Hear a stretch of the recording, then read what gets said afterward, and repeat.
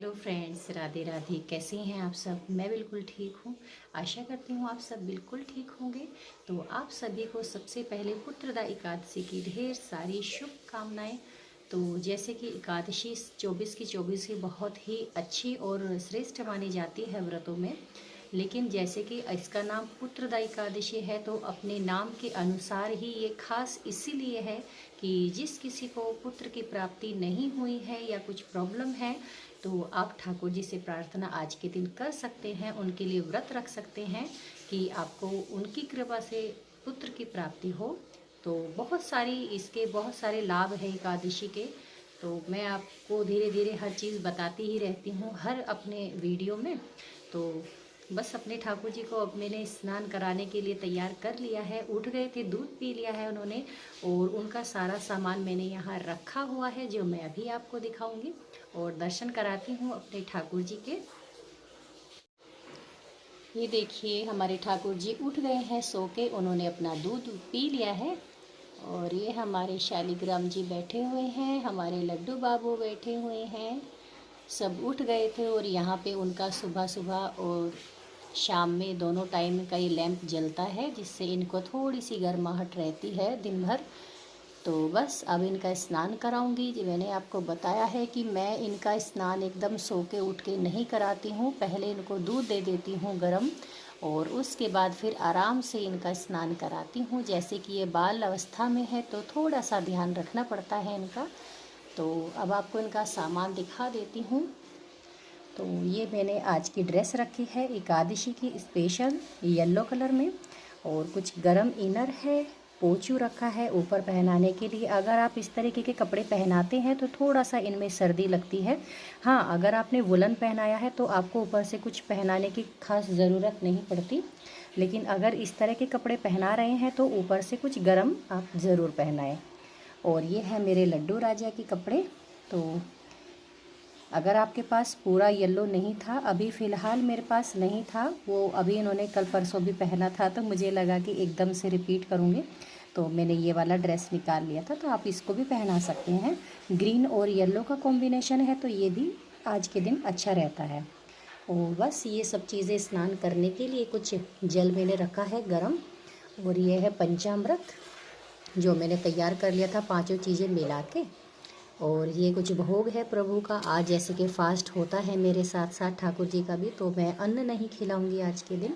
और ये है कुछ भोग का ये है कुछ सामान जिसमें मैंने दक्षिणा थोड़ी सी रख के और रख दी है साइड में। और अब हम कराएंगे अपने ठाकुर जी का स्नान। तो स्नान ऐसे ही होगा जैसे मैं आपको हर वीडियो में बताती हूँ। पहले पंचामृत से नहलाया जाएगा और फिर सादे जल से स्नान कराया जाएगा ठाकुर जी का। तो शुरू करती हूँ। देखिए, मेरे बाबू जो है बिल्कुल तैयार हो गया है। देखिए कितने प्यारे लग रहे हैं, तैयार हो गए हैं बिल्कुल। और अब है लड्डू की बारी, लड्डू को भी तैयार कर देती हूँ। मेरे लड्डू तैयार हो गए हैं, ये देखो लड्डू बिल्कुल तैयार है नहा धो के। अब जो है आई है हमारी शालिग्राम जी का नंबर आ गया। हमारे शालिग्राम जी तैयार हो गए हैं और मैंने इनको कैप लगा दी है। तो इनको भी मैं सिंहासन पर बिठा देती हूँ इनके। और तीनों भगवान जी हमारे नहा लिए हैं। अब मैं इसके बाद यहाँ पर इनकी जोत जो है जला दूंगी, तो उसके बाद आपको दर्शन कराती हूँ सबके फिर से। जोत जागृत कर ली है सभी की, ये मेरी माता रानी की जोत है। और यहाँ पर मैंने पूजा की पूरी तैयारी कर ली है। ये देखिए, एक बार और आप दर्शन कीजिए ठाकुर जी के। सभी तैयार होकर बैठ गए हैं, भोग मैंने लगा दिया है इनको। और अब मैं अपनी पढ़ूंगी पुत्रदा एकादशी की कहानी, जिसको आप भी लाभ उठा सकते हैं सुन के। अगर आप नहीं पढ़ सकते तो आप इस कहानी को सुन के भी इसका भरपूर लाभ ले सकते हैं। धर्मराज युधिष्ठिर ने पूछा, हे श्री कृष्ण, अब आप पौष माह के व्रत के बारे में समझाइए। इस दिन कौन से देवता का पूजन होता है तथा उसकी क्या विधि है?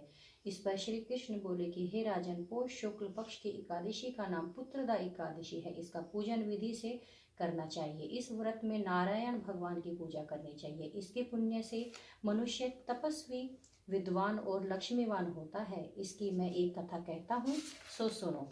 भद्रवती नगरी में सूके में तुमान नाम का राजा राज्य करता था। वह निपुत्र था। उसकी स्त्री का नाम शैव्या था। वह सदैव निपुतनी होने के कारण चिंतित रहती थी। इस पुत्रहीन राजा के पितर रो रो कर पिंड लेते थे और सोचा करते थे कि इसके बाद हमें कौन पिंड देगा। इधर राजा को भी राज्य वैभव से भी संतोष नहीं होता था। उसका एकमात्र कारण पुत्रहीन होना था। वह विचार करता रहता था, मेरे मरने के बाद मुझे पिंड कौन दान करेगा।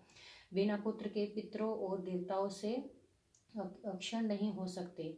जिस घर में पुत्र न हो वहाँ सदैव अंधेरा ही रहता है। इसलिए मुझे पुत्र की प्राप्ति कराने के लिए जो भी प्रयत्न करना पड़े वो करे। पुत्र पूर्व जन्म में कर्मों से ही इस जन्म में पुत्र धन आदि मिलते हैं। इस तरह राजा रात दिन इसी चिंता में लगा रहता था। एक दिन राजा ने अपना शरीर त्याग देने की सोची, किंतु विचार करने लगा कि आत्मघात करना महापाप है। राजा इस तरह मन में विचार कर एक दिन छिपकर वन को चला गया। राजा घोड़े पर सवार होकर वन में पक्षियों और वृक्षों को देखने लगा। हाथी अपने बच्चों और हथनियों के साथ घूम रहे थे। राजा सोच विचार करने लगा। राजा प्यास के कारण अत्यंत बेचैन होने लगा और पानी की तलाश में आगे बढ़ा। कुछ ही आगे जाने पर उसे एक सरोवर मिला।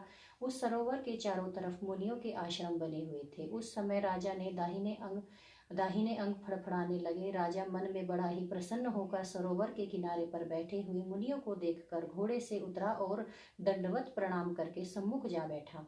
राजा को देखकर मुनीश्वर बोले कि हे राजन, तो हम आपसे प्रसन्न हैं। तुम इस जगह कैसे आए हो सो कहो। इस पर राजा ने उनसे पूछा, हे मुनीश्वरों, आप कौन हैं और आप यहाँ किस लिए आए हो सो कहिए। मुनि बोले, हे राजन, आज पुत्र की इच्छा करने वाले को संतान देने वाली पुत्रदा एकादशी है। हम लोग विश्वदेव हैं और इस सरोवर पर स्नान करने के लिए आए हैं। इस पर राजा बोले, हे मुनीश्वर, मेरा कोई भी पुत्र नहीं है। यदि आप मुझ पर प्रसन्न हैं तो मुझे एक पुत्र का वरदान दीजिए। मुनि बोले, हे राजन, आज पुत्रदा एकादशी है। आप इसका अवश्य ही लाभ लीजिए और इसका व्रत करें। भगवान की कृपा से आपको अवश्य ही पुत्र होगा। मुनि के वचनों को सुनकर राजा ने पुत्रदा एकादशी का व्रत किया और द्वादशी को पारायण किया और मुनियों को प्रणाम करके अंत में अपने महल को वापस चला गया। अतः अंत में रानी ने गर्भ धारण किया और 9 माह के पश्चात उनको एक पुत्र रत्न की प्राप्ति हुई। वह राजकुमार अंत में अत्यंत वीर, धनवान, यशस्वी और प्रजापालक हुआ। हे कृष्ण, तो श्री कृष्ण भगवान बोले कि हे राजन, पुत्र प्राप्ति करने के लिए पुत्रदा एकादशी का व्रत करना चाहिए। जो मनुष्य इसका महात्म्य श्रवण और पठन करते हैं उनको स्वर्ग की प्राप्ति होती है। जय हो एकादशी मैया। बोलो नारायण भगवान की जय। तो मैंने अपनी पूजा को कंप्लीट कर लिया है।